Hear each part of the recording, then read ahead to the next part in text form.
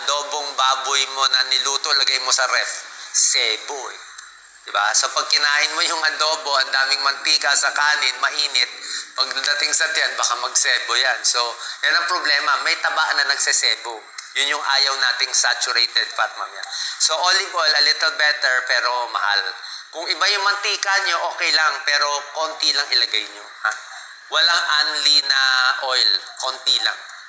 Number 12, tea, tsaa. Black tea, green tea, pwede.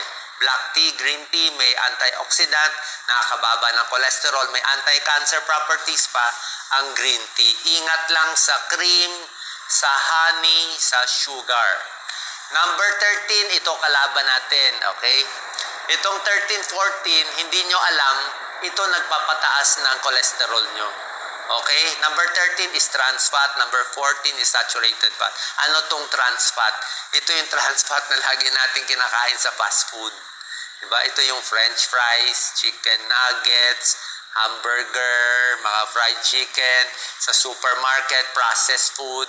So, lahat yan. Margarine, lahat yan. Okay?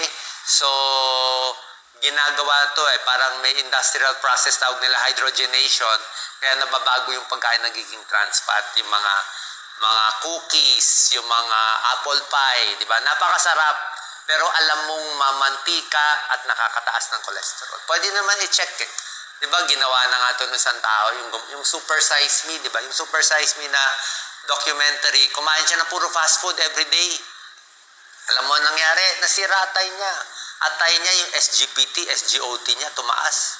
Blood pressure, blood sugar, cholesterol, nag-high lahat. Nag-high kakakain ito.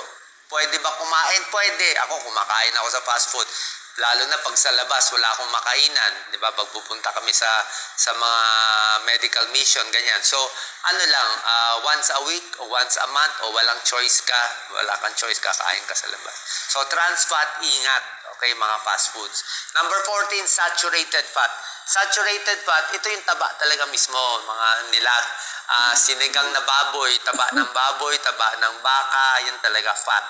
Okay, manok, yung balat mismo, may saturated fat. Butter, cheese, full cream milk, ice cream, yan talaga yung mga fatty foods. Okay? So, saturated fat, ibig sabihin niya, solid yung taba sa room temperature. Nakita niyo, matigas yung butter, di ba? So, yun ang nakakataba. Number 15, syempre, dapat relax din tayo. Okay? Ang chronic stress. Chronic stress. Lagi ka nai-stress, tumataas ang cholesterol mo. Bakit? Siyempre, chronic stress, hindi ka makatulog. Diba? Pag puyat ka, kakain ka. Pag chronic stress, lagi kang stress, lagi ka nagugutom. Kung ano naiisip mo, di mo makontrol yung pagkain mo. Pero mas relax, mas kalmado, mas bumababa din yung mga cholesterol, sugar, at blood pressure sa katawan. So, lastly, yung matatamis. Alam naman natin, mga donut, diba? Masarap lahat yan, yung mga sausawan, and especially restaurant food. Pag nag-restaurant talaga tayo, talagang gagawin nilang masarap, malasa,